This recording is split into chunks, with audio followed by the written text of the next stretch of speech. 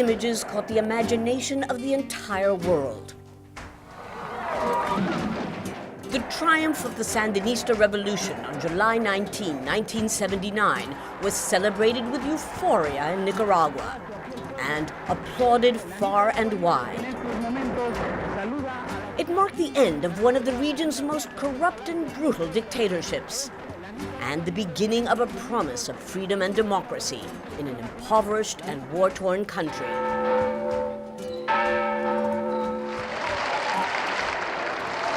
It was the culmination of a long struggle, a victory for our country's independence, sovereignty, and self-determination.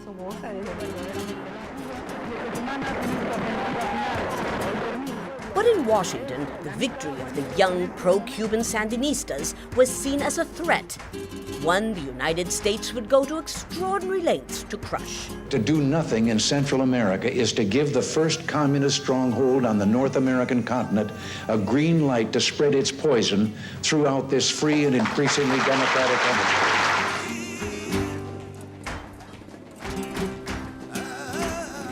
30 years on, and the revolution is just a distant memory.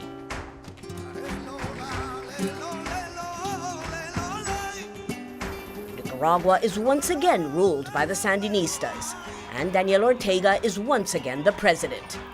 But this version of the Sandinistas is one that many of the original revolutionaries would not recognize. I covered the Sandinista Revolution. Now, 3 decades on, I've returned to see how that revolution changed Nicaragua.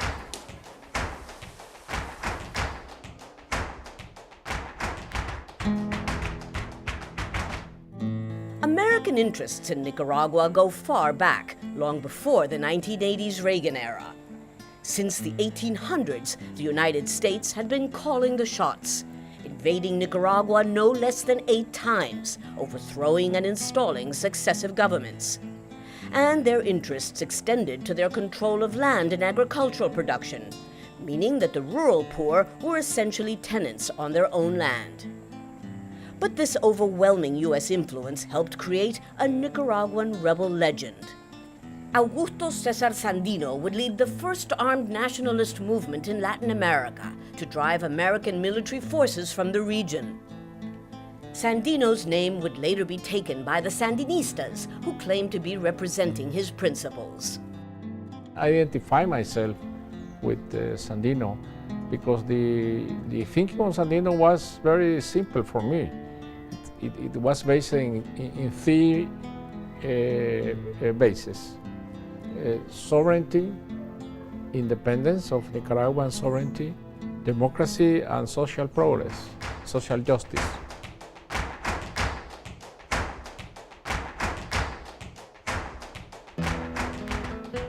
Sandino's image is still everywhere. It stands as a symbol of Nicaragua's struggle for freedom from abuse of power and from foreign domination. Yet he was to meet his end at the hands of the American-backed Anastasio Somoza Garcia, the first leader of a family dictatorship that was to endure for 43 years. U.S. President Franklin Delano Roosevelt said of him, "He may be a son of a bitch, but he's our son of a bitch." Nicaragua is a beautiful town. He used his power to accumulate enormous personal wealth at the expense of the peasantry, a family business that was continued by the 2 sons. But it was his second son, General Anastasio Somoza Debayle, whose regime became infamous for its intolerance of dissent. As the Sandinista rebellion grew, so too did the violent response.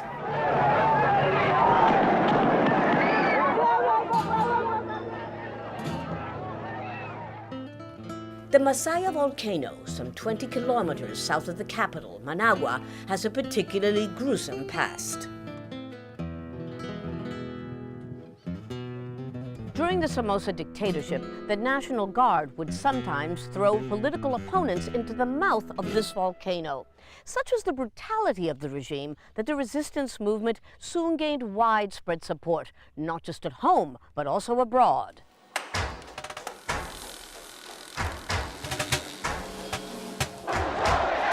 The Sandinista National Liberation Front, or FSLN, was a broad-based coalition of students, intellectuals, and farm workers, led by a committee of 9 military commanders, or comandantes. Among them was Daniel Ortega, who would eventually become the first amongst equals. El pueblo quiere revolución. But the face that the world would first come to know was that of Eden Pastora, a bold and charismatic rebel commander with a knack for having his picture taken. ¿Querés que te enseñe una foto inédita? Do you want me to show you a photo that's never been published? That's Daniel and me when we went to Cuba in 1976 to sell Fidel our project. 76, 77. Oh my God. That project would gain worldwide attention 2 years later when Pastora led a spectacular assault on the National Palace. Nearly 1,000 hostages were taken. He obtained in exchange the release of 59 political prisoners and safe passage to Panama for those involved in the attack. As Pastora climbed the stairs of the plane, he, unlike the rest of his comrades, removed his mask. A calculated move to make his the face of the Sandinista attack. To this day, he has no regrets. No nos quedó otro camino. We had no other choice but to take up arms. The politicians had exhausted all other civic options. My father was assassinated by the Somozas when I was 8 years old, and so I grew up seeking justice, until I finally took a rifle in my hand and implemented justice on my own. Popular Sandinista, Matagalpa, territorio. With support of sympathetic governments from Cuba to neighboring Costa Rica, the Sandinista rebellion grew, pitting the Somoza regime against the people. But Somoza remained defiant, insisting that he, not the Sandinistas, had their support. They're not becoming stronger. If they were becoming stronger, we would have public demonstrations here. If they had the support of the people, I wouldn't be here. By January 1979, the rebellion had developed into an all-out conflict. Over the next 7 months, more than 30,000 people would die. Washington was mistrustful of the Sandinistas and was reluctant to withdraw support for Somoza. But it looked on with increasing unease at Somoza's blatant disregard for human rights. From the time in which the elder Somoza took power to the moment in which the younger Somoza, Anastasio Somoza Debayle, was overthrown by the Sandinistas in July of 1979. During that period of time, U.S. policy to Nicaragua was complex. By and large, the U.S. supported Somoza, but there were many moments in which the United States was opposed to his regime and tried to encourage him to either step aside or permit free elections, but to no avail. In June 1979, these images of American television correspondent Bill Stewart being executed by the National Guard reached American living rooms. With these images, any lingering U.S. support for the Somoza regime came to an end. Deprived of American support, Somoza and many of his senior officers fled the country. On July 19, 1979, the nation celebrated the Sandinista Revolution. Mónica Baltodano was one of the resistance top military commanders in Managua. Our dream was not just to remove Somoza as a dictator, but also to initiate a new phase that would resolve the extreme poverty in our country. We wanted access to education, to land, and to material benefits from which the majority of Nicaraguans were and continue to be excluded.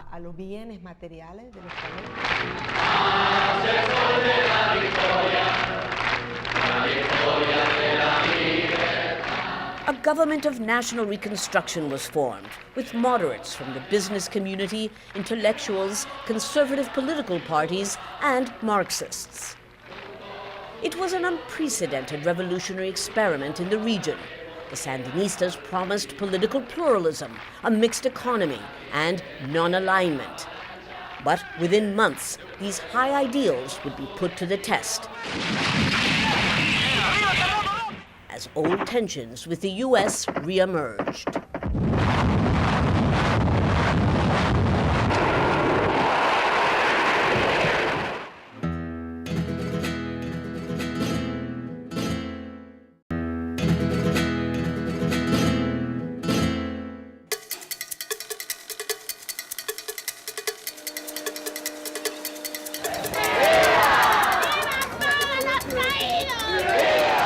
With the political revolution complete, the Sandinistas wasted no time in embarking upon a social revolution.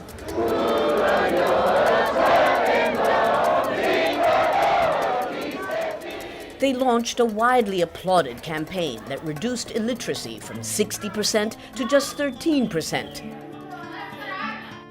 Education and healthcare were made available to those who'd never had them, and an ambitious land redistribution program was launched. For the first time, those who had toiled on the land their whole lives had a chance to own it. But by the end of the first year, the Sandinista leadership's socialist ideals had begun to alienate moderates who were uncomfortable with the anti-American rhetoric and growing ties to communist Cuba. I think because it was more an ideological revolution than a political revolution. I think to be ideological is very dangerous, and to be young, because we were very young. Washington saw red. With guerrilla wars erupting in other parts of Central America, the Reagan administration decided that the Sandinista experiment had to end. I think that they are very concerned that if little Nicaragua could stand up and defend its rights under international law to decide its own destiny, then other countries would see that bad example. But it was not just the Sandinistas' domestic policies that concerned Washington. It was their active cooperation with Marxist rebels in nearby El Salvador. The Reagan administration was unlikely to ever have a normal relationship with the Sandinistas. But for the Reagan administration to go to the point of making war against Nicaragua required an act like their support for the FMLN in El Salvador. So there is no question that they were supporting the Salvadorans before the Reagan administration started the Contras. And so, once again, the United States intervened in Nicaragua. In late 1981, the CIA launched both overt and covert operations to finance a counter-revolutionary army with remnants of Somoza's National Guard, better known as the Contras. Less than 2 years after Somoza's overthrow, Nicaragua's period of peace was over. With their ragtag army and outdated weaponry, the Sandinistas were ill-equipped to confront the US-financed counter-revolutionaries. They turned to the obvious place for help, to Washington's biggest adversary, the Soviet Union.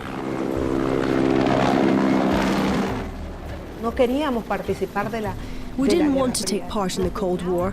We believed in non-alignment and non-involvement in the East-West conflict. But in the end, when the revolution was being besieged and strangled, and above all suffering militarily from the aggression, we went to Soviet bloc countries for weapons. We needed weapons, arms, and helicopters and planes.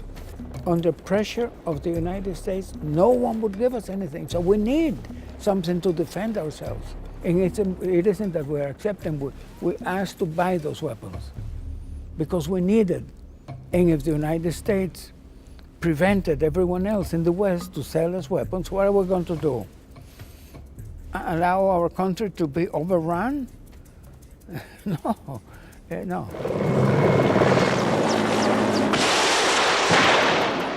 Nicaragua was once again a battleground. The right-wing Contra army was spreading quickly through the remote northern mountain region.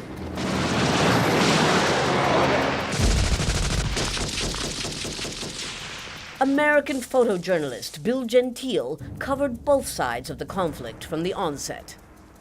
The war in Nicaragua really was very, very much like the war in Vietnam, in the sense that it was a series of profoundly boring, long, agonizing walks in a very, very uncomfortable environment, the tropical highlands of the mountains of Nicaragua.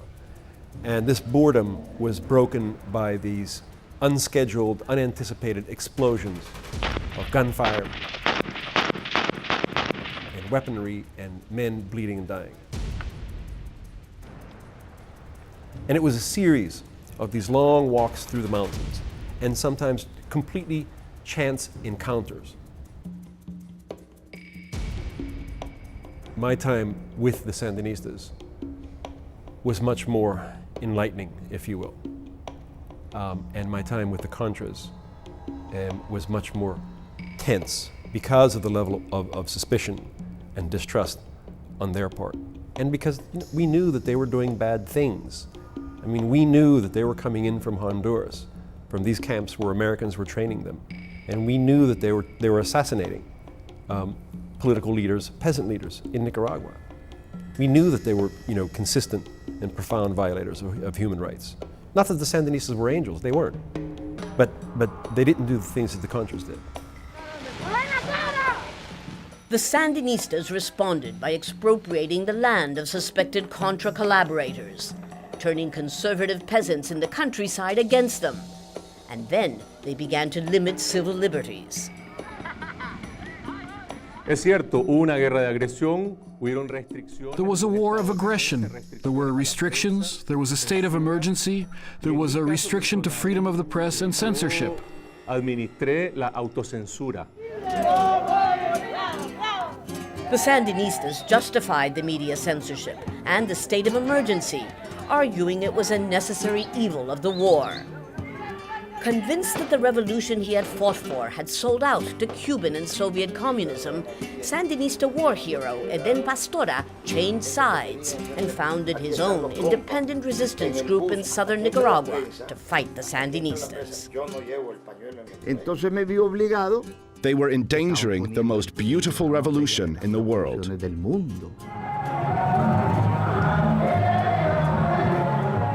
Hoping to counter growing international criticism and internal opposition, the Sandinistas held elections in 1984 as promised.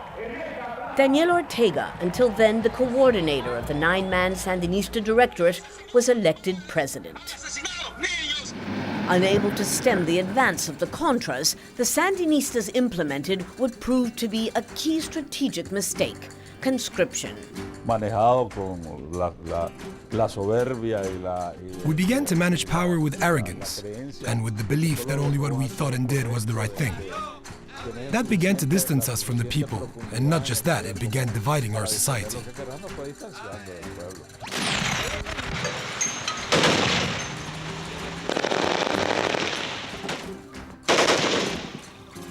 As the conflict became even more bloody, the Sandinistas adopted some of their enemies' tactics, as thousands of boy soldiers were conscripted, often at gunpoint.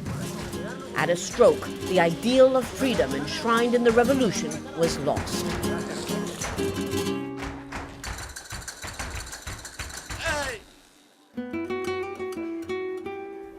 68-year-old cattle farmer Rodolfo Castillo had never liked the Sandinistas, but tolerated them, until his eldest son, who was not yet 18, was taken from school by the army and sent to the front lines.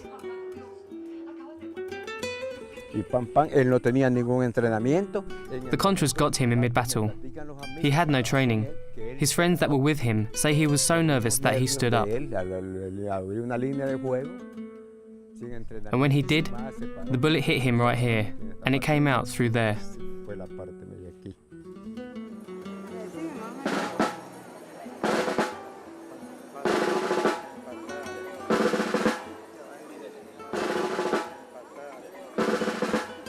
No part of Nicaraguan society was left untouched by the war, including the hugely influential Catholic Church, whose leaders threw their weight behind the Contras. The staunchly conservative Obando y Bravo, the Archbishop of Managua, used the pulpit to denounce the Sandinistas, with Washington's blessing. Not content with fueling the Civil War, in May 1985, the Reagan administration imposed an economic embargo. Even though Nicaragua is a country rich in natural resources, the embargo had a devastating effect. Nicaraguans had always boasted of their mountains, their lakes, and their enormous volcanoes. It's a country of lush, fertile soil where almost anything grows, from corn, bananas, and coffee to tobacco, a key export crop. But when the United States declared economic sanctions against the Sandinistas, everything from fuel to fertilizers began to disappear. Without petrol or spare parts for their vehicles, farmers could not transport their goods to market. And export crops, like tobacco, were also hard hit. The Sandinistas gave us this tobacco cooperative to 30 families in the early 80s so that we could be the owners of the land that we work. But back then, most of the tobacco ended up never leaving the country because the United States had closed the door to Nicaraguan imports. The acute scarcities provoked by the war and sanctions forced people to take desperate measures.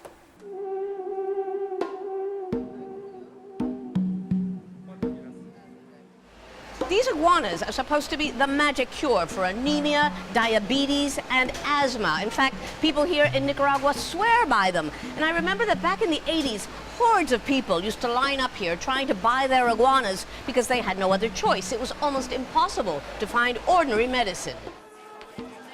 Today, Managua's main market is well stocked, and iguana soup is considered to be a delicacy. A far cry from the days of austerity, as economic turmoil further fueled discontent.